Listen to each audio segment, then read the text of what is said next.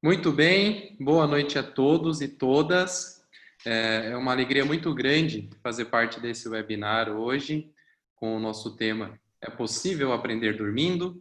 Sonhos, sono e aprendizagem, ou sono, sonhos e aprendizagem. Contamos com colegas por quem eu tenho profunda admiração e respeito para o webinar de hoje. Eu sou Felipe Benjamini, sou professor da Universidade Federal da Fronteira Sul, biólogo e doutor em biologia molecular. Fazem parte da sessão do webinar de hoje a professora doutora Cati Almondes. Ela é psicóloga do sono, doutora em psicobiologia e professora do Departamento de Psicologia da Universidade Federal do Rio Grande do Norte. Nós temos também a doutora Márcia Assis, ela é neurologista, neurofisiologista e diretora da ABS. Também faz parte do webinar o professor Fernando Lousada, doutor em neurociência e comportamento, professor titular do Departamento de Fisiologia da Universidade Federal do Paraná. Como eu disse, é uma alegria fazer parte dessa mesa, ter a honra de moderar essas falas. Essa webinar foi pensado com muito carinho, a ideia surgiu dentro do Conselho de Cronobiologia da Associação Brasileira do Sono, portanto eu quero agradecer muito à Associação Brasileira do Sono e parabenizar toda a equipe diretiva pelo esforço e pelo cuidado em realizar esse tipo de atividade educativa e formativa. Vamos aproveitar o momento para pensar um pouco, discutir um pouco sobre a importância do sono para a aprendizagem, bem como para a memória e para outros processos cognitivos. Quando a gente construiu a ideia desse webinar, pensamos em falar sobre a relevância do sono para a consolidação das memórias. É parte muito importante da minha formação, eu estudei isso durante todo o meu doutorado, pós-doutorado, e o que a gente observa é que existem diferentes modelos neurobiológicos que explicam, ou neurofisiológicos, que explicam a importância do sono para a consolidação das memórias. Um desses modelos fala sobre reativação das memórias, então fala que as memórias possuem um aspecto sono-dependente que para o seu processo de consolidação ser bem executado, a gente precisa de estágios específicos do sono, momentos adequados de sono de ondas lentas. Esse é o modelo do processo ativo de consolidação das memórias. Dessa forma, espera-se ou entende-se que as memórias são ativamente consolidadas, modificadas e melhoradas durante o sono. Outros modelos dão conta de falar que o sono é importante para a memória por um processo de homeostase sináptica, um processo de redução do número de novas conexões formadas durante um aprendizado, e esse processo ocorreria, então, durante o sono de ondas lentas, de forma que poda-se aquelas memórias de menor uso, reforçam-se aquelas memórias de maior uso. Por fim, existe outro modelo também muito relevante, que, por sua vez, fala de corticalização das memórias, de transporte das memórias de regiões de curto prazo para longo prazo, dando uma ênfase muito grande para o papel do sono REM nesse estágio. Para começar o nosso webinar, a professora Cati Almondes vai fazer sua apresentação. A gente combinou um tempo em torno de 10 a 12 minutos por palestrante, para depois a gente ter um tempo maravilhoso de discussão. Boa noite, professora Cati. É um prazer tê-la conosco. Estou muito feliz de contar contigo e fique à vontade. Boa noite, Felipe. Boa noite a todos que estão presentes, nos ouvindo e nos vendo, né? É uma alegria para mim ter aceito esse convite maravilhoso da Associação Brasileira do Sono e estar aqui nesta noite dividindo o tempo com os colegas que também tenho muita admiração e respeito, tá? Então, deixa eu colocar aqui a apresentação.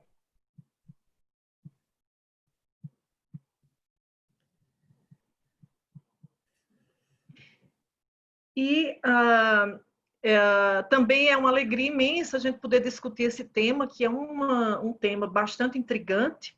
E a minha ideia é conversar com todos, dividindo a minha fala em 3 momentos: antes, durante e depois do sono. Tá? Então, eu vou tentar responder esta pergunta dentro da minha área de atuação, que é a neuropsicologia do sono. Enfim, vamos começar pelo durante o sono.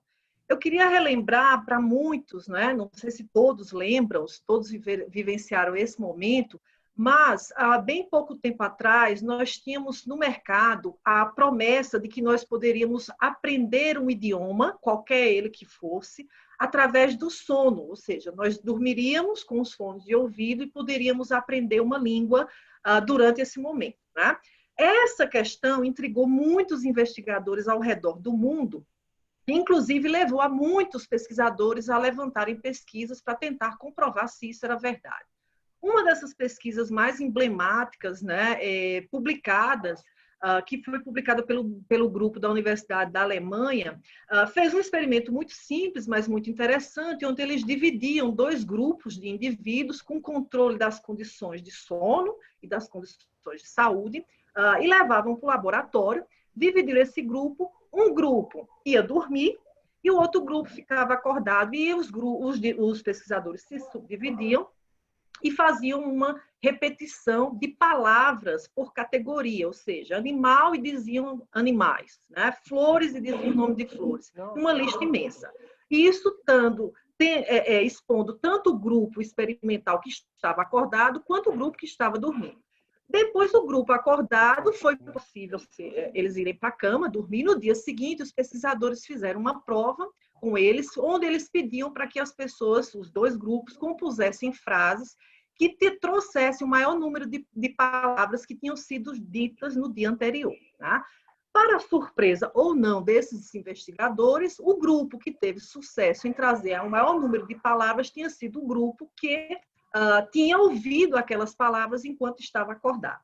Não satisfeito, esses pesquisadores, então, submeteram um novo grupo experimental, onde subdividiram em dois grupos que dormiam.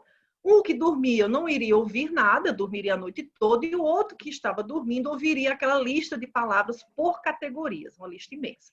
No dia seguinte, o mesmo pedido foi feito, a composição das frases com o maior número de palavras possíveis, e os resultados foram pífios, ou seja, não foram significativos, os dois grupos não apresentavam as frases com aquelas palavras que teriam sido ditas naquele momento. Bom, a conclusão desse estudo era que, de fato, aprender um idioma, algo complexo, durante o sono era impossível, e que isso era uma falácia das pessoas que vendiam esse produto no mercado de trabalho.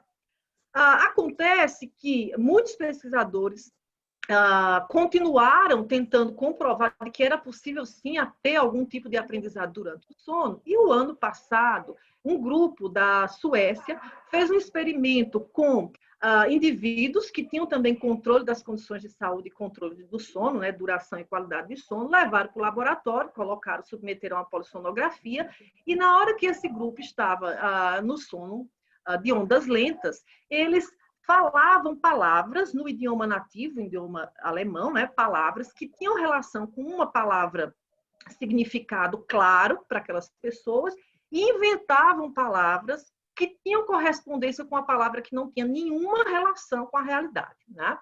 Essas pessoas dormiram, no dia seguinte os pesquisadores então apresentaram as palavras inventadas e perguntavam se aquela palavra inventada correspondia a uma daquelas palavras que eles tinham dito durante o sono. E, para surpresa dos pesquisadores, as pessoas conseguiam lembrar da palavra inventada associada com a palavra que, de fato, correspondia. Aí, na figura, vocês veem que, por exemplo, a palavra inventada era áreo, né, que significava cortiço, mas que não tinha relação com a palavra real, né, porque era inventada. Então, o que eles concluíram com essa pesquisa e ficaram bastante animados é que, de fato, era possível, sim, aprender do zero palavras novas, né, enquanto você dormia, comprovando, né, de que era possível codificar informações, principalmente informações associativas verbais, nesse caso, por pares de palavras, durante o sono de ondas lentas. Mas eles chamam a atenção que isso é um experimento com palavras simples e não com palavras complexas, onde a aprendizagem, por exemplo, por idiomas, envolveria uma rede muito maior, muito mais complexa da linguagem, e que a isso carece de informações. Mas o mais interessante dessa pesquisa é chamar a atenção de que o sono, de fato, não é um processo inativo, e nós estamos abertos às estimulações do ambiente, mesmo quando dormimos, tá? Mas o que nós sabemos de fato, e o Felipe comentou isso, e eu vou deixar, inclusive, que a doutora Márcia comente com mais detalhes, é que o sono, ele ajuda na consolidação de memória, tá? E as memórias envolvidas em relação à aprendizagem são diversas. Então, há várias comprovações científicas mostrando que o estágio do sono não REM e do REM, eles ajudam na consolidação, por exemplo, de memórias declarativas, que são as memórias que fazem parte da nossa consciência, que nós falamos sobre elas, né? Ajuda na consolidação de memórias não declarativas, que são as memórias procedurais, por exemplo, aprender a tocar um instrumento novo. Ajuda nas memórias emocionais, ajuda na consolidação das memórias episódicas, que têm relação com seus eventos do dia a dia, ou eventos que ocorreram no passado, ajuda na consolidação da memória semântica, que tem relação com conhecimentos gerais, com os conhecimentos de mundo que você vai aprendendo dia a dia, e durante o estágio sono não REM e do REM, essa memória ela é consolidada. Ajuda em memórias declarativas do tipo autobiográfica, que tem relação com a sua história de vida, e ajuda também na consolidação da memória operacional, que são aquelas memórias em que você retém determinadas informações para manipulá-las em atividades mais complexas para te ajudar a resolver problemas do dia a dia, tá? Bom, respondemos se a questão do sono ele ajuda no processo de aprendizagem durante, né, o processo de consolidação. Mas não para por aí. Várias outras pesquisas tentaram responder a pergunta que se eu aprendo um conteúdo agora e eu tiro um cochilo na sequência, se isso vai beneficiar a minha aprendizagem, né? Ou seja, eu aprendo e, na sequência, eu tiro um cochilo. E aí, para responder essa pergunta, o estudo do professor Siddhartha Ribeiro, aqui da Universidade Federal do Rio Grande do Norte, fez um experimento num contexto natural, né, que era uma escola pública, com crianças de 10 anos, no quinto ano. E aí ele fez um experimento super legal, bem elegante, dividindo grupos, onde um grupo era possível cochilar depois de uma aula e o outro grupo não era possível, e na sequência isso era trocado, e ao final de uma semana eles faziam provas avaliativas. O que estava em jogo era não só se era possível comprovar que o cochilo ajudaria na consolidação daquele material recém-aprendido, mas quanto de cochilo seria interessante nesse momento, né? E o que eles conseguiram concluir é que os grupos que tiravam cochilos maiores que 30 minutos, esses grupos, além deles reterem melhor a informação, eles consolidavam mais eficientemente aquilo que tinham recém-aprendido. Óbvio que essa pesquisa tem vários detalhes do protocolo experimental, mas em função do tempo, a gente deixa para as questões, tá? E aí é aquela questão, o sono é considerado, de fato, o preço que pagamos pela plasticidade do nosso cérebro e a capacidade de aprender. Tá? Além da gente ter visto a discussão de que durante o sono é possível consolidar essa aprendizagem, também, né, logo na sequência que eu aprendo, é possível com um cochilo ajudar nesse processo. A ideia é também pensarmos que uma boa noite de sono, com uma boa qualidade de sono, ou seja, o sono antes, ele vai ajudar na aprendizagem e na sua performance cognitiva no dia seguinte, né? Inúmeras pesquisas têm mostrado, de fato, o impacto de uma alteração de sono ou de uma privação de sono em vários processos cognitivos. Por exemplo, as funções executivas, que são processos de ordem complexa, que estão relacionados com tomada de decisão, com planejamento, controle inibitório, memória operacional. Esses processos são fortemente impactados por uma privação de sono. Esse é um estudo do nosso laboratório que foi feito com médicos do SAMU, do estado do Rio Grande do Norte, e que estavam submetidos a uma escala de esquema de turno e privados de sono.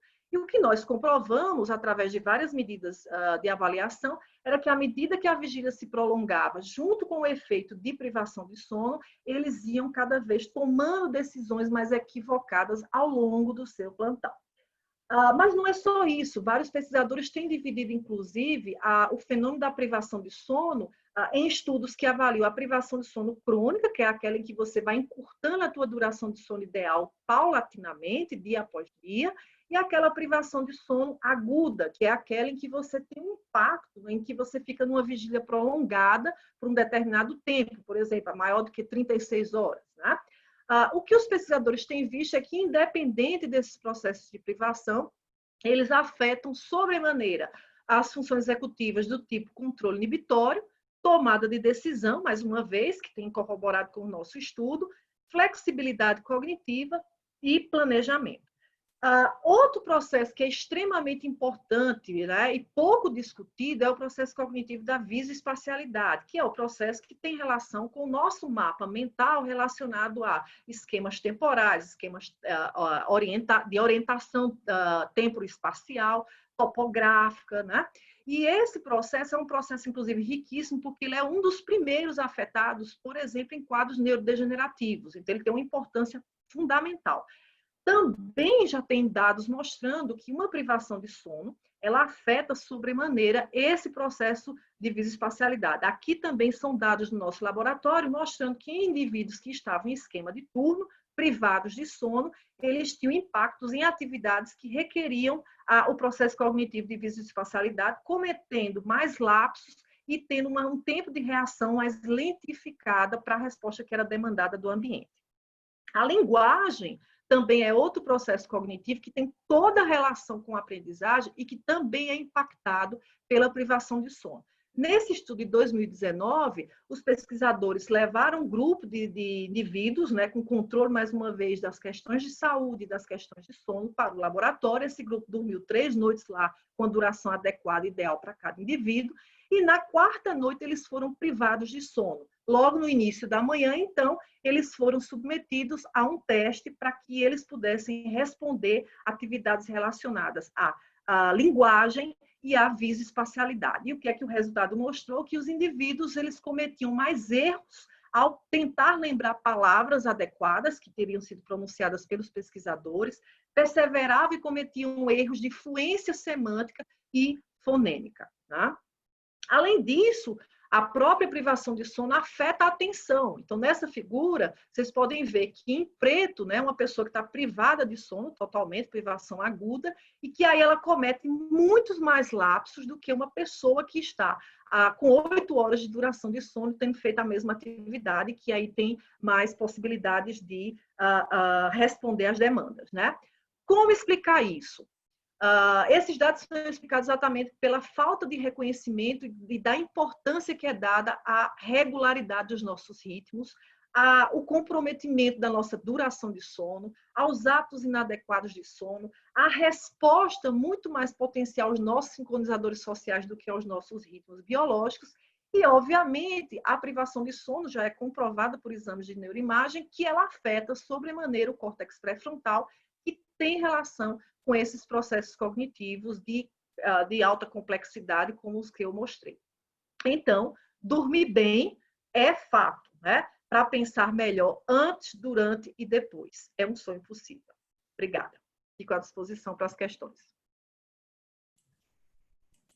Maravilha, professora Kati, muito obrigado pela brilhante apresentação. Foi um momento muito, muito bom. Parabenizo pelo tempo, 12 minutos, como a gente tinha combinado. Fico muito feliz. Em seguida, a gente vai ouvir a doutora Márcia Cis. Ela vai falar sobre distúrbios do sono e aprendizagem, vai detalhar um pouquinho mais sobre isso. E no bate-papo as pessoas podem mandar perguntas. Essas perguntas a gente inclui no final das apresentações para as discussões. Fiquem à vontade, gente. Professora, um bom trabalho. Muito obrigado de novo e boa noite. Boa noite. É um prazer estar aqui, agradeço a presença de todos, meus colegas aí que estão comigo dividindo esse tema e defendendo o sono e mostrando os estudos que nós temos a respeito disso. Agradeço imensamente por todo o trabalho da ABS para que tudo isso se realize. Eu estou muito feliz aqui por poder trazer um pouco desse tema que é tão importante para nós. Eu queria saber se vocês estão vendo a minha tela.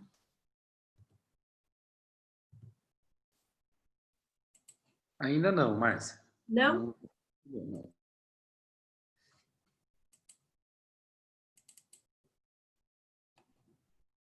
Agora deu, né? Sim, agora sim, maravilha. Só vou deixar. Então, vamos lá, responder a pergunta. É possível aprender a dormir aprendendo, né?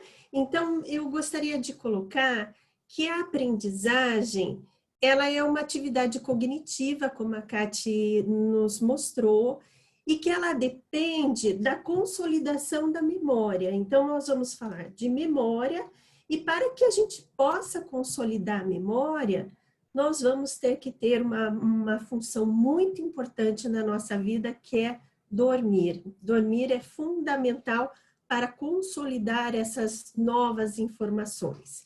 Então, a doutora Cátia já falou sobre os tipos de memória que nós temos e como nós aprendemos. Nós aprendemos com as nossas experiências, com as nossas sensações, com os medos, com a repetição motora.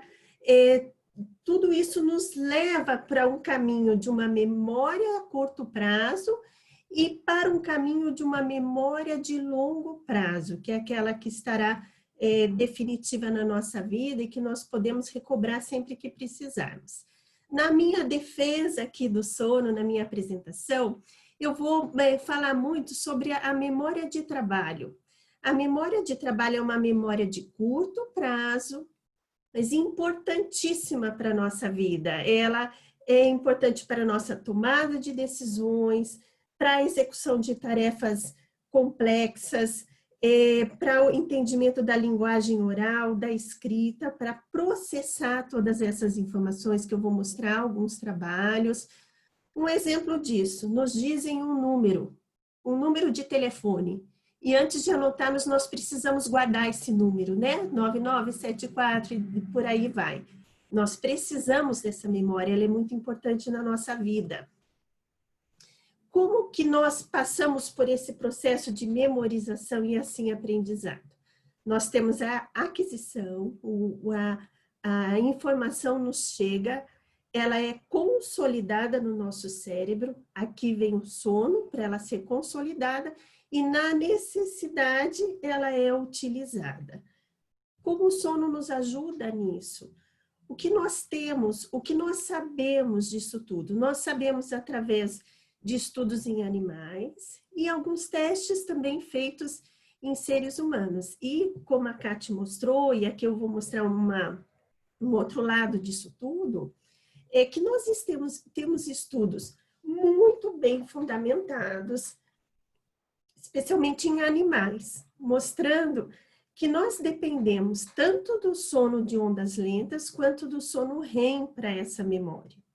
Se nós formos ver esse gráfico aqui de uma noite inteira de sono, aqui está o sono de ondas lentas e aqui em cima está o sono REM. Esse é o início da noite e nós podemos ver que aqui predomina o sono de ondas lentas. E da metade para o final da noite vai predominar sono REM. Por que eu estou falando isso? Porque nos estudos de modelos animais, nós podemos ver que tanto o sono de ondas lentas quanto o REM, eles são importantes para a consolidação do que aprendemos, para a memória, assim, por assim dizer. Hipocampo conversa com o córtex cerebral, sono de ondas lentas recebe essa informação, consolida e o sono REM multiplica essa informação. Como nós sabemos disso? Pelo registro do tipo de onda cerebral e nós sabemos que existem sinapses, existem atividades nesse cérebro reforçando, alimentando, intensificando o nosso aprendizado. O estudo neurofisiológico realizado em roedores mostra que hipocampo com ondas lentas e fusos são importantes para esse aprendizado, vai para a região cortical, entra sono REM e fortalece esse aprendizado. Aqui é um exemplo de um roedor dormindo, em que ele está fazendo as conexões, ele está acordado, ele foi aprendendo, ele dormiu de novo e essas conexões, elas foram reforçadas e a informação ficou mais rápida. Então, são esses estudos neurofisiológicos que comprovam que dormir nos faz aprender mais. Agora, vamos falar um pouco dos estudos em humanos. Primeiramente, nós vamos falar dessa memória visual que nós temos. Isso é testado em humanos através de figuras em que ele vai identificar como aqui faixas de desenho diferentes, são testes. E esses testes visuais foram feitos evidenciando o quanto a pessoa aprende no cochilo, o quanto a pessoa aprende numa noite inteira de sono. E quais os resultados que esses testes mostram? Que quando uma pessoa dorme a noite inteira por um tempo adequado, aquele recomendado de 7 a 8 horas, ele tem uma importante melhora nesse aprendizado de memória visual. E o trabalho mostrou que na sequência de noites bem dormidas, ele aprende cada vez mais. Não tanto nos cochilos, mas os cochilos também são importantes para esse tipo de memória. Um grupo de pessoas nesse estudo que ficou privado de sono, que não dormiu, e nas noites seguintes ele voltou ao sono adequado, ele aprendeu? Não. Por quê? O importante é o sono após você ser testado. Então, é aquela história que a gente não recupera dormindo mais, ao mesmo tempo a memória não é reaproveitada, alimentada e aumentada se nós não dormimos adequadamente à noite após um certo teste. O mesmo estudo avaliando a primeira noite de sono após um teste e refazendo o teste. Aquelas pessoas que fizeram sono de ondas lentas e que fizeram REM, eles tiveram uma melhor performance nos testes, comprovando que uma noite de sono, ela é melhor para nossa memorização. Aqui é mais um teste para a gente refletir sobre uma situação, levar isso para o nosso dia a dia. Mais uma vez, uma memória visual, e nesse teste de cores e quadradinhos, foram colocados confundentes. Então, a gente pode ver pelas figuras o que acontece quando nós estamos em privação total de sono. Nós passamos uma noite sem dormir e nós somos colocados num teste visual em que aparecem outros sinais que podem nos confundir nesse teste. Nós não conseguimos filtrar esses confundentes. Isto é, nós temos um prejuízo na nossa performance. E esse exemplo, ele é jogado para a nossa vida, para o nosso dia a dia. Imagine uma pessoa que trabalha no aeroporto durante a noite inteira, que ela tem que selecionar as malas, e ela tem ruídos, ela tem outras pessoas falando, o quanto ela pode se confundir tendo passado uma noite inteira de trabalho. Vamos sofrer mais um pouco? E um profissional da área de saúde, que ele tem vários fatores para confundi-lo estando privado de sono. Então, isso é muito importante para o nosso dia a dia e valorizar o quanto é importante dormirmos, né? Quando são feitos testes motores para avaliar o quanto uma pessoa melhora com o treino, seria testes com a mão não dominante, em que a pessoa tem que digitar os números 4, 1, 3, 2, 4, de forma repetida, ela repete e ela melhora. Quando nós fazemos alguma atividade que nós repetimos, nós vamos melhorando, óbvio, acordados, e vamos melhorando com o treino. Quando esse teste ele é repetido ao longo do dia e quando ele é repetido após uma noite de sono, o que nós vemos? Que ao longo do dia, o que ele aprendeu continua da mesma forma. Quando ele dorme e no outro dia ele realiza o teste, ele melhorou no teste porque ele teve uma noite de sono. O que nós levamos de tudo isso a respeito de memória, tirar um cochilo e dormir a noite inteira? Então, as melhorias no nosso desempenho de consolidação da memória foram observadas após uma noite de 8 horas, como também em cochilos de 1 a 2 horas. Porém, o sono mais longo, ele sempre vai nos render melhores resultados. Ainda sobre os cochilos, sobre consolidação da memória e quanto tempo após dormir. os estudos mostraram que o intervalo entre a aquisição de um conhecimento e o sono, um intervalo curto de 1 a 2 horas, ele é benéfico para nós consolidarmos a memória. Vamos falar um pouco de sonhos e memória. Esse é um teste, é um jogo 3D, é um jogo de labirinto.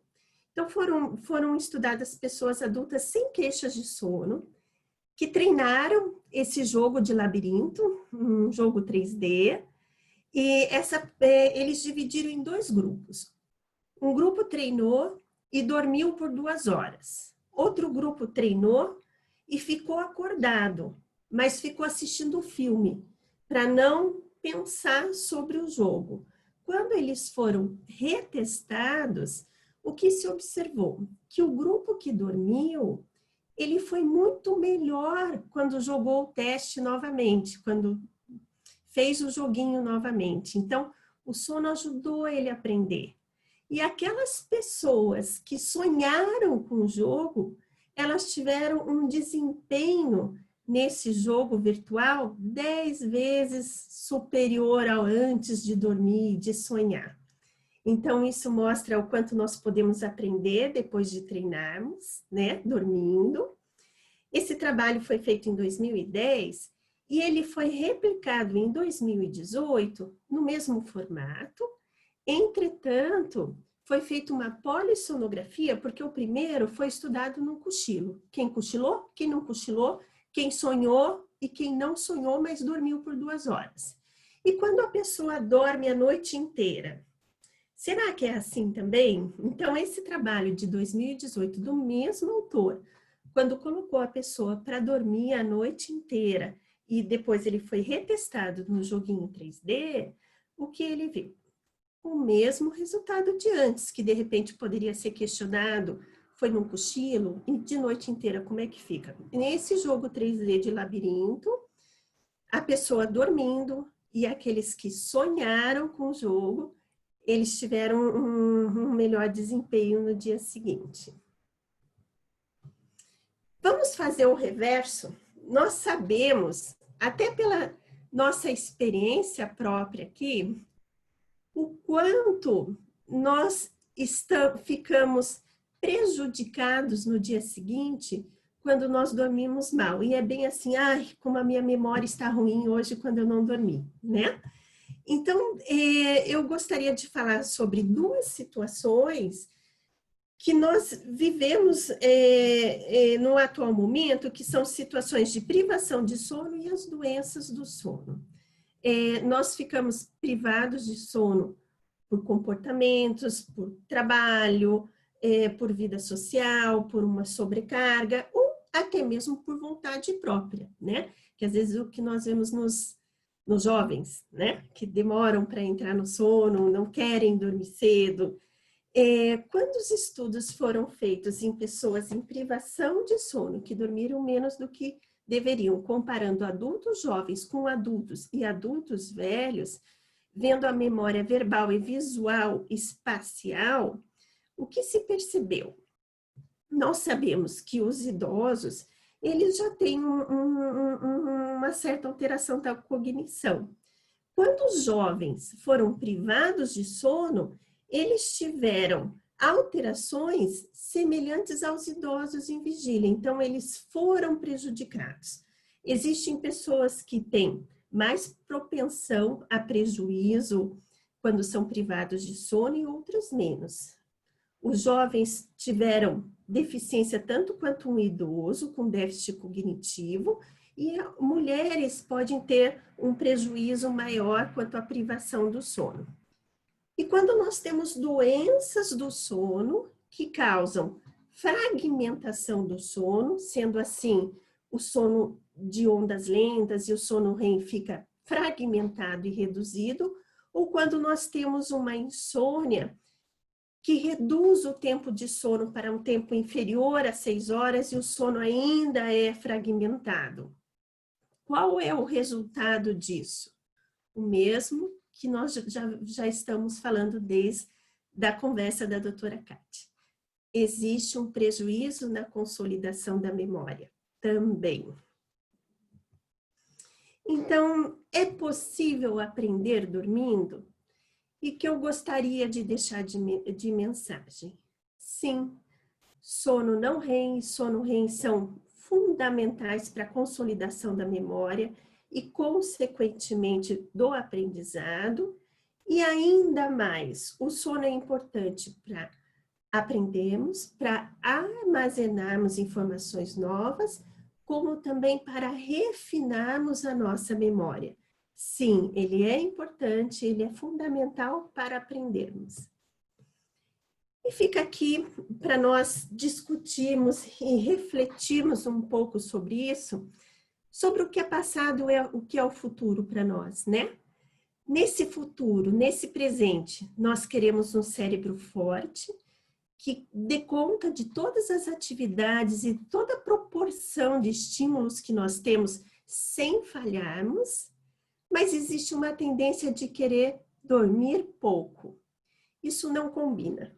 Toda a nossa apresentação até o momento nos diz que se nós queremos esse futuro saudável, em que nós aprimoramos o nosso conhecimento e a nossa memória, nós temos que pensar no passado, em tudo aquilo que nos faz dormir 8 horas. Não tem como estarmos no futuro, queremos uma boa performance, dormindo pouco. O sono continua fundamental, ele continua recomendado de 7 a 8 horas.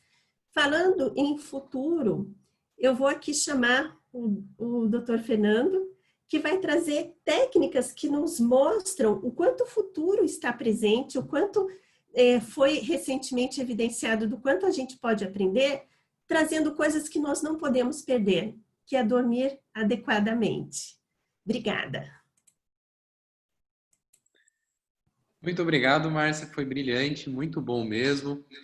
Agradeço a tua gentileza em participar desse momento. Já chamou o Fernando, então eu passo a bola direto para ele rapidinho. Obrigadão. Fernando, bom trabalho. Boa noite, Márcia, obrigado. Boa noite a todos e a todas. Eu queria agradecer essa iniciativa da ABS, essa oportunidade de estar compartilhando aqui algumas ideias com vocês. Ela entrou errada a tela aqui, né? Aqui. Entrou aí, Felipe? Tela inicial? Sim, agora sim, é possível. Beleza. Então eu queria agradecer a oportunidade, agradecer ao Felipe. E antes de iniciar, eu queria dar parabéns aos biólogos e biólogas que estão presentes, em nome do Felipe e de outros biólogos e biólogas. Se hoje a gente tem uma medicina do sono forte, ela se deve, em grande parte, às pesquisas básicas e aplicadas realizadas por biólogos e biólogas no Brasil e no mundo. Então, parabéns a todos os biólogos. E a Kátia e a Márcia facilitaram muito a minha vida, porque elas já deram uma visão bem abrangente da importância do sono, da relação do sono com a memória e com a aprendizagem, e isso me permite falar de algo mais pontual. Eu quero falar de um tema e externar até uma preocupação em relação a isso. É um tema que vem crescendo em número de pesquisas, de trabalhos, principalmente na última década, né? Essa história de jogar dormindo, quer dizer, ou de aprender dormindo, essa é uma notícia relativamente recente que eu vi, não consegui entender direito, mas só assim, tem um apelo, né? Isso tem um apelo. Será que é possível jogar, aprender dormindo? Então, eu não entendi direito essa história do Pokémon, mas só para mostrar que existe um apelo, inclusive comercial, em relação a isso. Eu vou falar disso. O nome é complicado, a gente ainda não tem uma tradução adequada, então se alguém que estiver assistindo e ao longo da nossa conversa entender do que se trata isso, vamos buscar um termo em português para essa história de Target Memory Reactivation, né, que a gente fala em TMR. O que é isso? Essa reativação da memória durante o sono.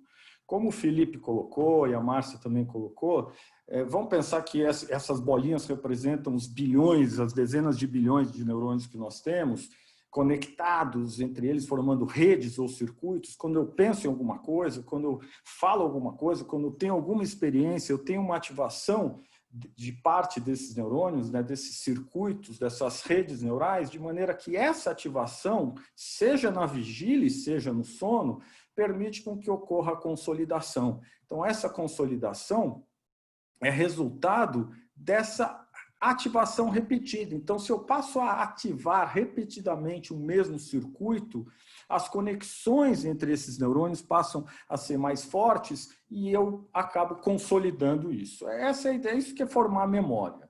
Então, isso acontece durante a vigília, o sono é essencial para que isso aconteça também. Então, durante o sono, como já foi dito, o nosso cérebro está ativo e vai configurando a arquitetura das nossas redes neurais. Então, é isso que acontece.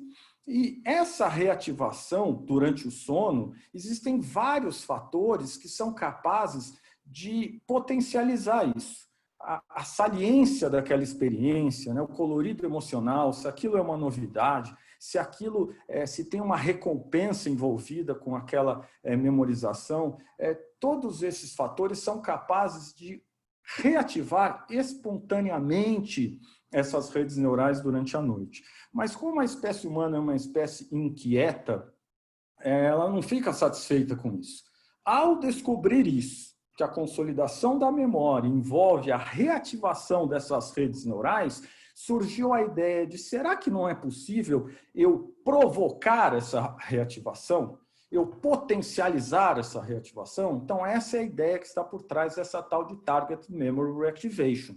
Você criar uma ferramenta, essa tal de neurotecnologia, né? Essas ferramentas que estão surgindo têm sido chamadas, não só na área de sono, têm sido chamadas de neurotecnologia, de você interferir no funcionamento cerebral com algum objetivo. E, no caso, a Target Memory Reactivation teria o objetivo de potencializar a consolidação da memória.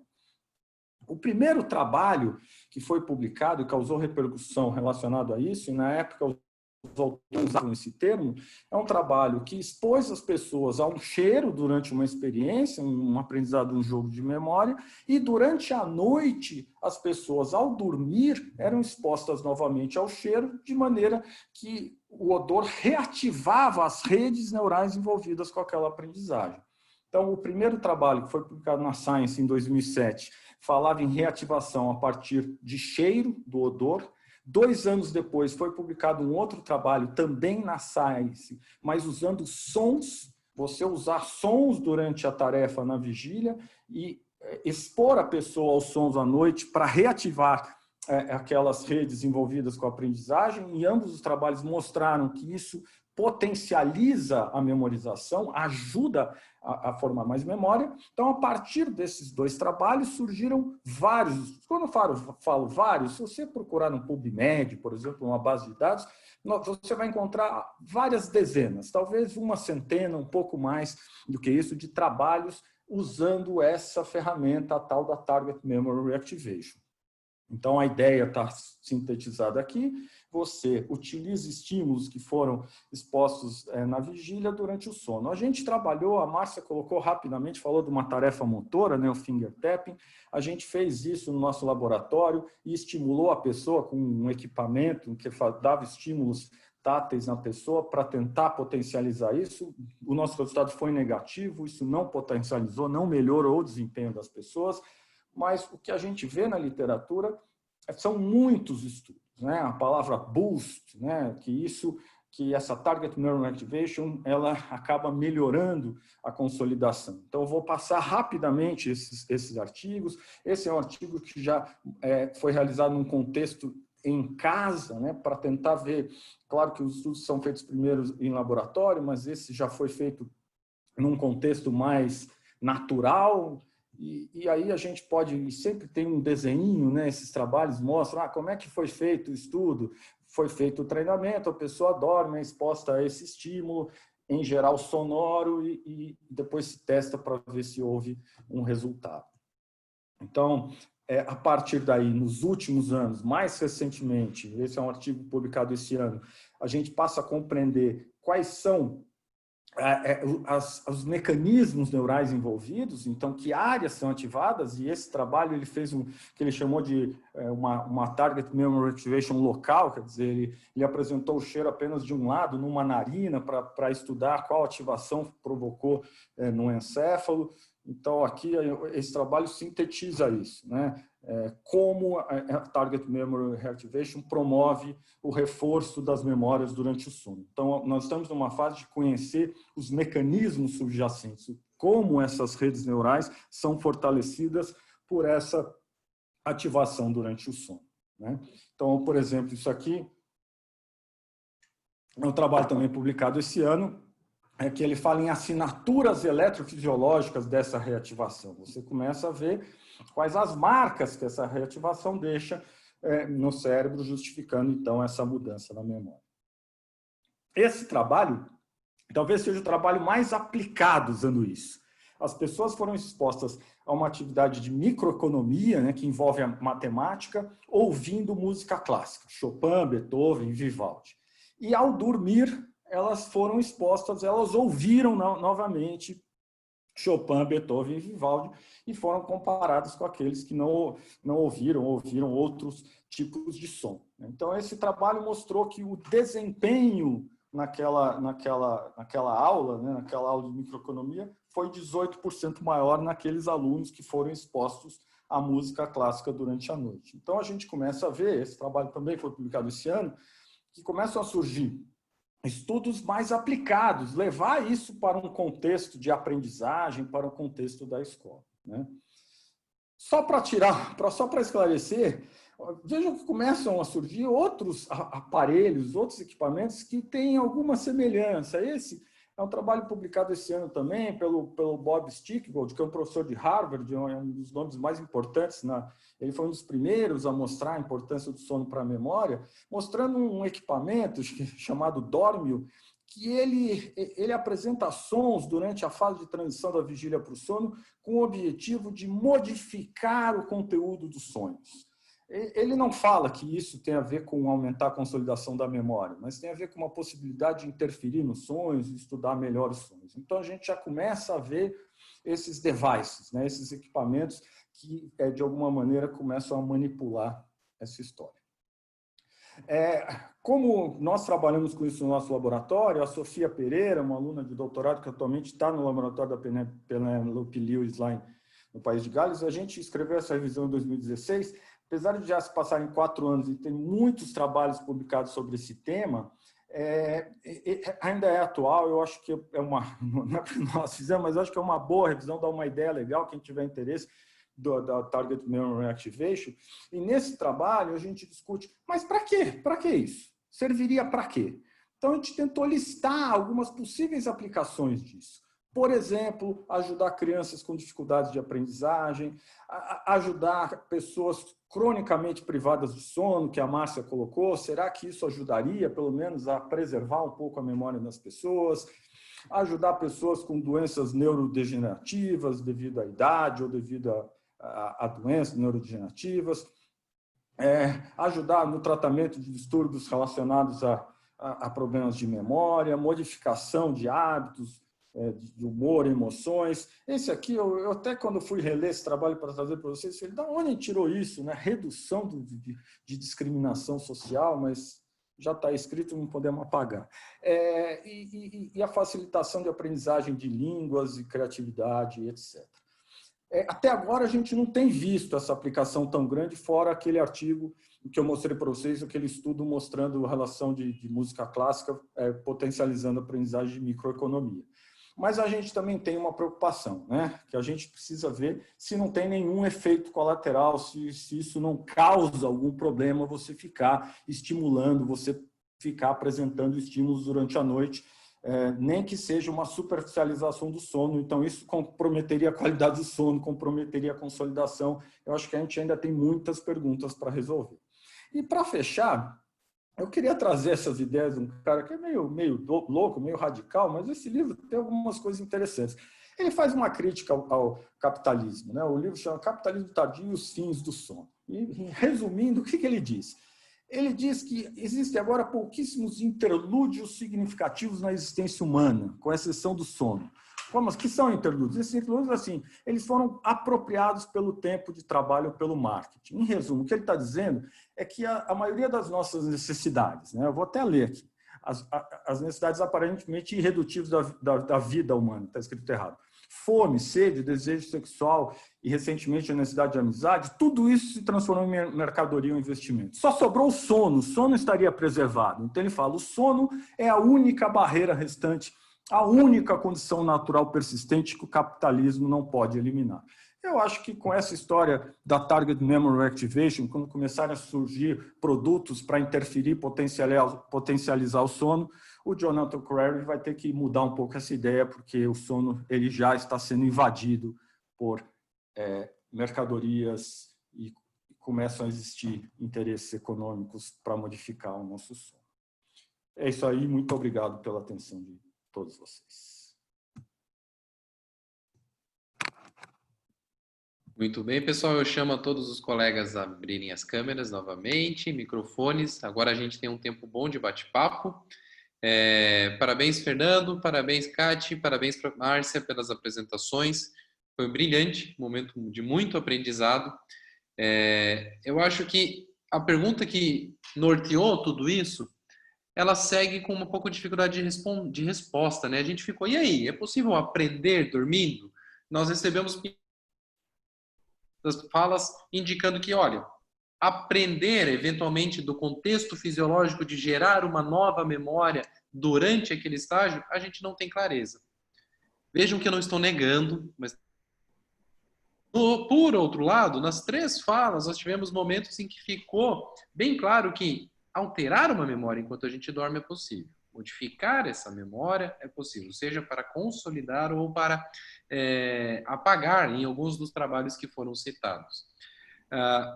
Eu vou fazer algumas das perguntas que o pessoal tem mostrado, tá? Eu estou bem feliz com a participação, a gente tem aí, que eu consegui anotar enquanto todo mundo falava, 8 perguntas,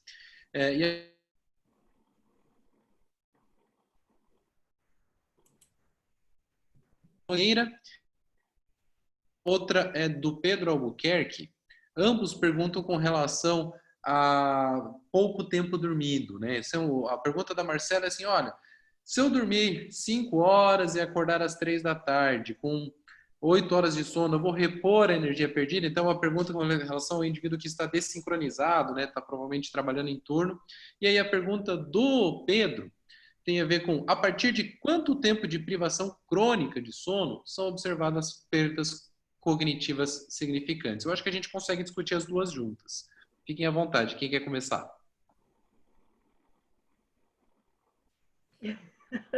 Vamos lá, eu vou tentar começar a responder para provocar e aí a gente vai né, os colegas vão complementando.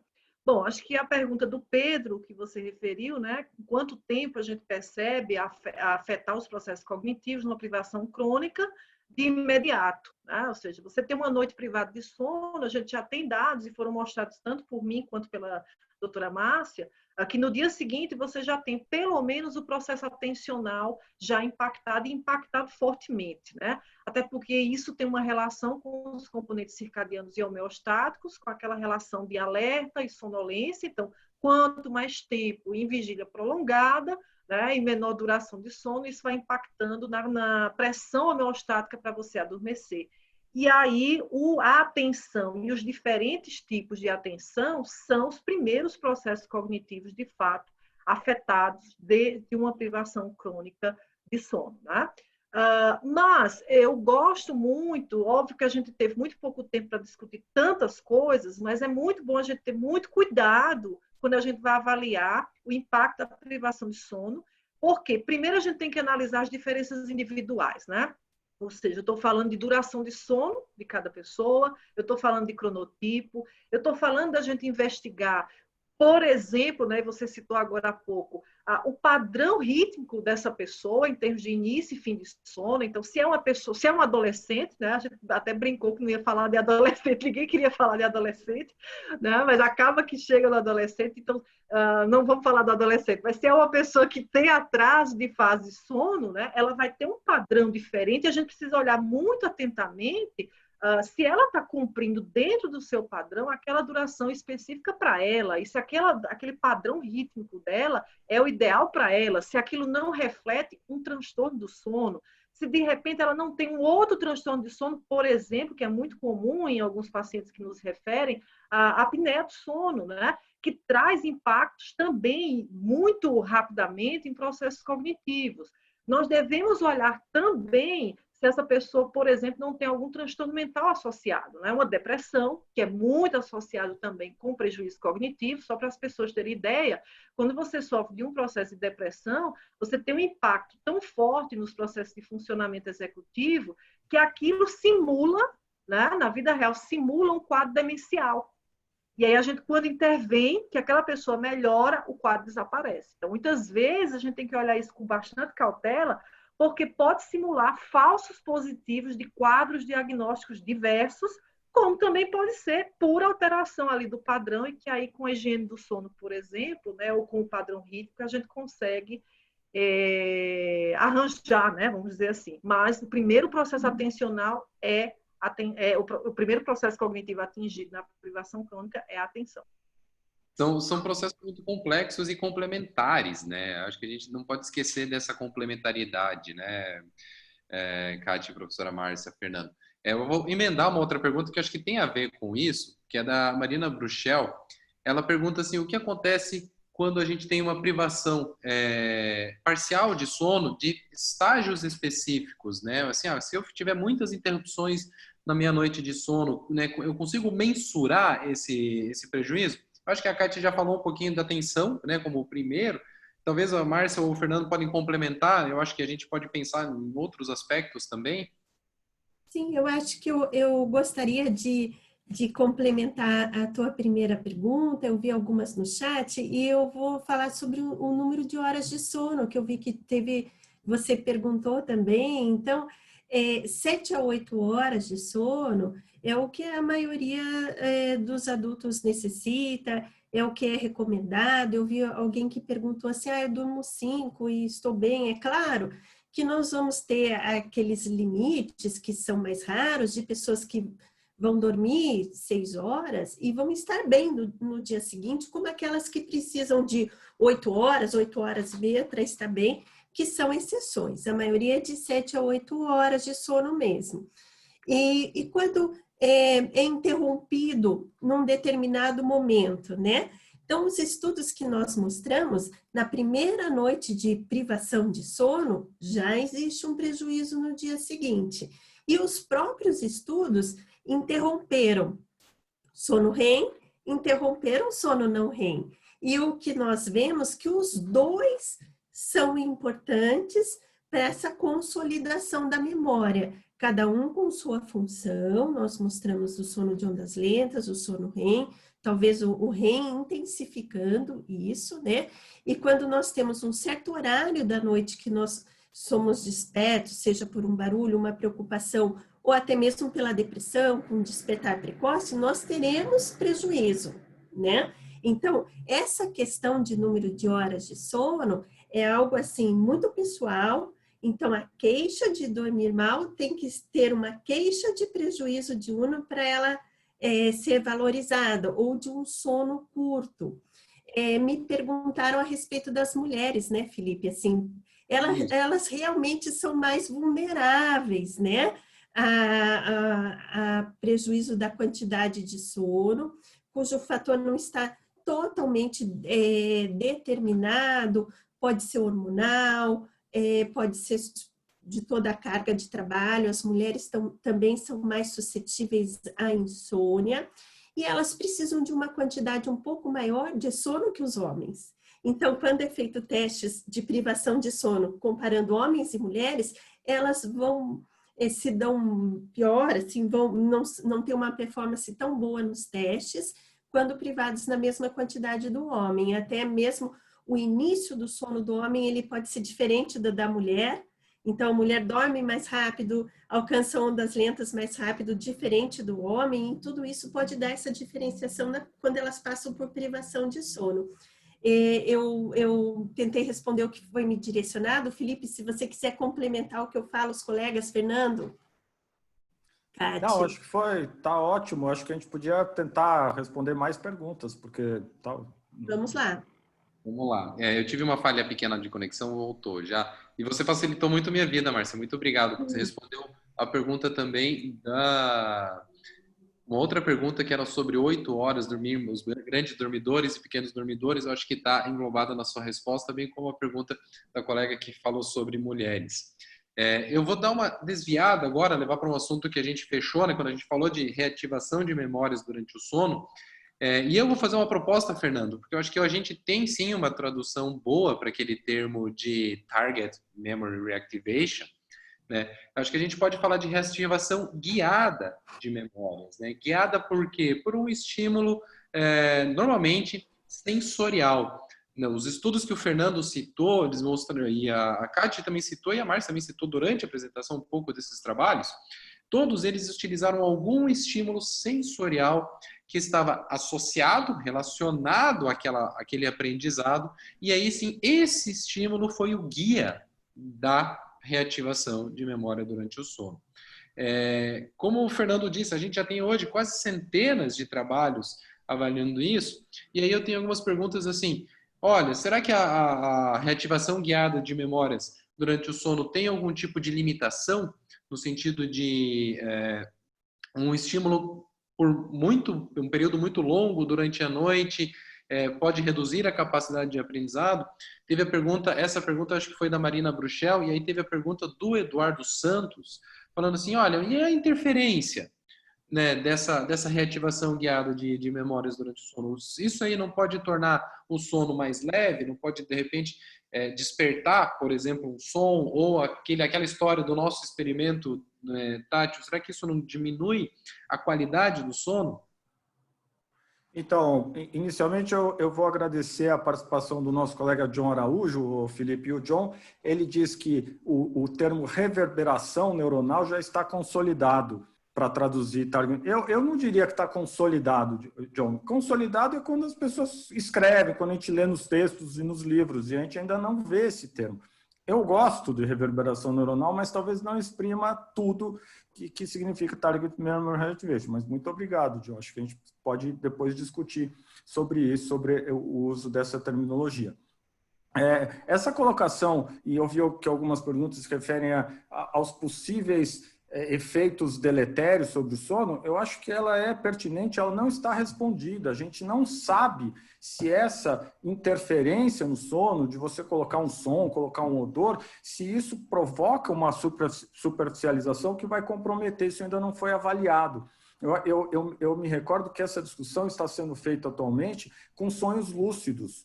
Essa história de sonhos lúcidos, da valorização de você dormir sonhos lúcidos para, por exemplo, resolver algumas questões existenciais, ou simplesmente para ter prazer, ou para tratamento de transtornos psiquiátricos, isso tem sido proposto, mas hoje se começa a discutir que você induzir sonhos lúcidos pode estar superficializando o sono e diminuindo a qualidade do sono. Então, acho que a gente tem que ter muito cuidado com essas técnicas que prometem resolver um problema sem olhar para os possíveis efeitos prejudiciais. Então, só complementar, Felipe, para ficar no mesmo assunto, eu vi uma pergunta, acho que foi da Cláudia Moreno, sobre diferença entre som e odor. A maior parte dos experimentos com Target Memory Reactivation tem usado sons até por uma questão de simplicidade metodológica. É muito mais fácil você apresentar um som na vigília e repetir esse som durante o sono. Foi o que o Felipe fez no pós-doutorado dele lá no laboratório do Ian Born, na Alemanha. E porque o cheiro ainda tem a habituação, você tem que dar pulsos de odor durante a noite, você não pode encher o ambiente com o cheiro, porque existe habituação. Então, a maior parte dos estudos tem partido para o som, então é difícil comparar qual é melhor, mas se surgir alguma ferramenta no mercado aí, eu acho que inicialmente ela vai usar som. E não... Eu vou entrar de vez nessa história, né? Não só por causa do meu trabalho do pós-doutorado, né? A Cláudia ainda pergunta assim, utiliza algum ruído branco, ruído de fundo para abafar o som? E eu acho que isso é relevante a gente discutir um pouquinho. Quando a gente desenha esses experimentos de reativação com som, a primeira fase do experimento é tentar encontrar o som com o menor efeito no sono, ou seja, sons que gerem menor interrupção ou alteração no próprio eletroencefalograma. A segunda fase é, o meu som gerou uma interrupção no eletroencefalograma, sim ou não? Se ele não gerou, eu vou tentar buscar um potencial evocado dele, para saber que esse som está sendo pelo menos percebido. E aí a terceira fase é, esse som tem que ser associado. Agora a gente já tem uma outra, utilizar sons no momento adequado. Então hoje já existe assim, uma evolução dessa técnica, que a gente chama de reativação de guiadas de memórias em looping. Em looping quer dizer, então, que a gente vai escolher um momento específico da onda lenta, lembrando, então, que o sono de ondas lentas vai ter aquela repetição de ondas deltas, e vou entregar o som, ou fazer esse som, lá no momento mais baixo, perdão, no pico da onda lenta, para reverberar o número de ondas lentas. A gente tem isso, essa técnica já está aplicada, tem gente utilizando. Hoje já existem modelos dessa técnica para você fazer em casa, com equipamentos muito pequenininhos, assim.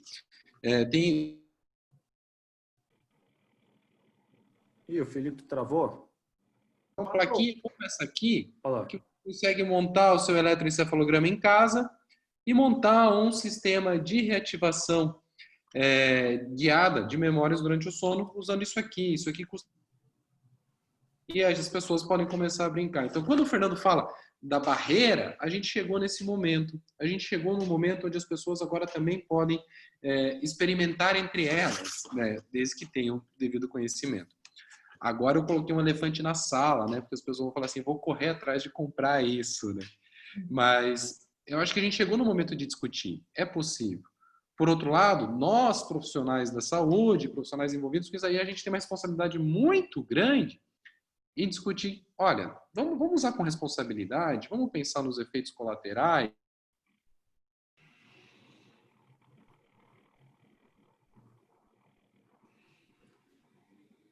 O Felipe travou? O Felipe travou. Não tem responsabilidade. Pode falar, Fernando. Não, é que você tinha travado, mas está ótimo. E na hora que você falou o preço do equipamento, ninguém ouviu. Acho que foi de propósito. Na hora que você falou o preço, ninguém ouviu.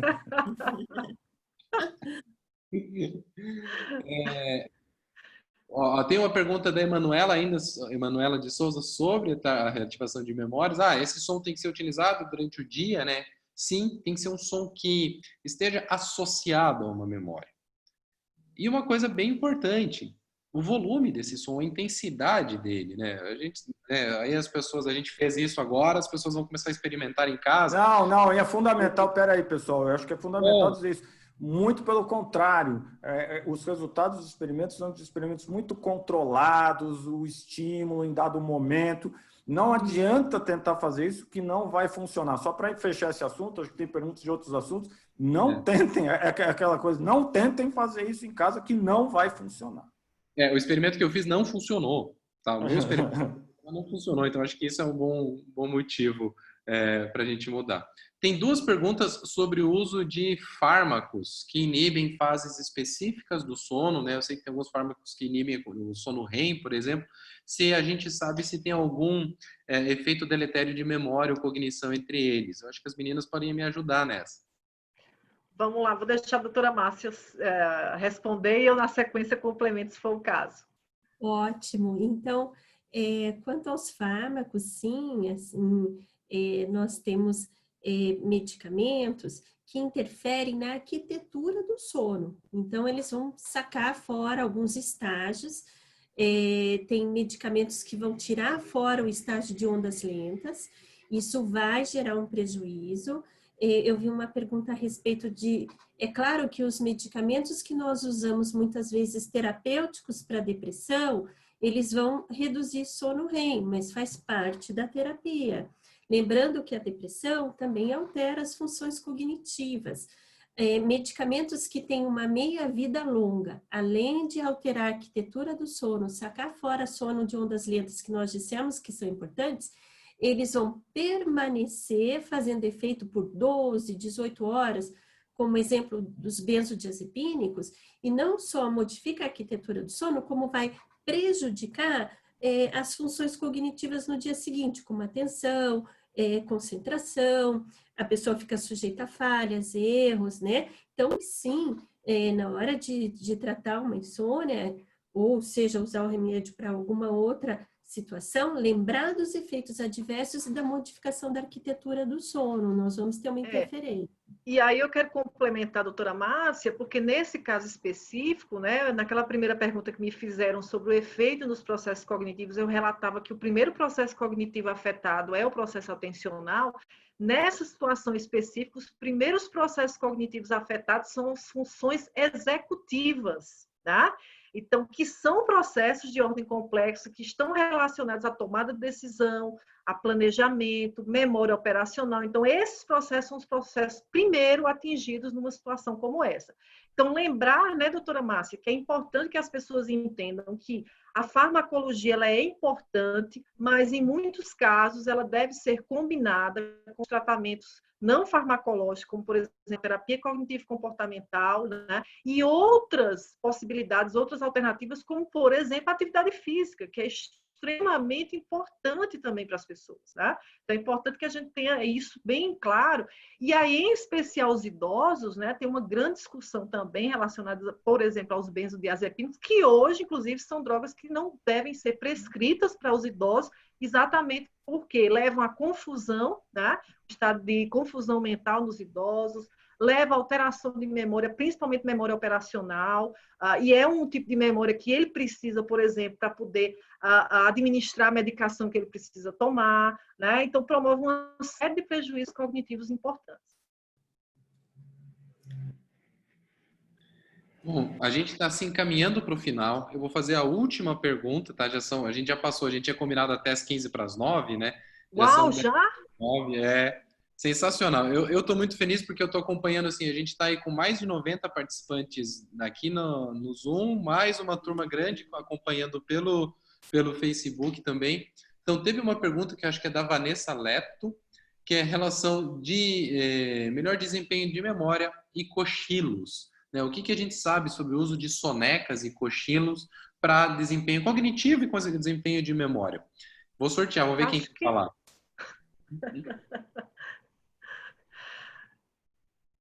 Você vai sortear, então? Eu falo rapidinho sobre o tempo. Eu acho que ainda faltam estudos, mas os estudos disponíveis mostram que mesmo sonecas curtíssimas, tem estudos mostrando que um sono de 6 minutos de duração já é capaz de melhorar a memória declarativa, avaliada por memorização de palavras. Então, é importante que a gente estude mais e compreenda mais o efeito da soneca, principalmente para pessoas que estão privadas de sono, que não estão conseguindo dormir o sono noturno adequado, mas ainda não se sabe a duração ideal disso, quanto tempo dormir, porque se a soneca é mais curta, você não entra em REM. Então, precisa ou não incluir o REM nessa soneca para melhorar o efeito dela. Então, eu acho que ainda faltam estudos para que isso se torne algo mais prescritivo. Prescritivo no sentido assim, durma uma soneca de tantos minutos, que isso é melhor. Mas assim, tem muitos estudos mostrando que é bom dormir para aquelas pessoas que não sentem um efeito muito forte da inércia do sono. Tem pessoas que bastou dormir uma siesta depois do almoço, o resto da tarde fica muito comprometido. Mas tem uma coisa importante também na sua fala, Fernando, que é importante a gente mencionar para a turma que está nos assistindo, que é assim, cochilo não é a mesma coisa de reposição de sono perdido, ou seja, dormir a tarde toda considerando isso como um cochilo. Sim, né? Então, atenção para esse fato. As pessoas chegam dizendo assim, olha, é importante cochilar, o caso do adolescente, aí cochila a tarde toda e não é um cochilo, né? É reposição de sono perdido mesmo. Então, atenção a isso, tá? Fenomenal, gente. Então, acho que agora a gente pode encaminhar para o final. Eu vou novamente agradecer a todas, tá? Agradecer a doutora Márcia Assis pela gentileza, pelo trabalho, pela palestra. Foi muito bom. Professora Kátia Almondes, muito obrigado. Eu estou muito feliz de contar com vocês nesse momento. Foi para mim uma honra dividir o espaço com vocês.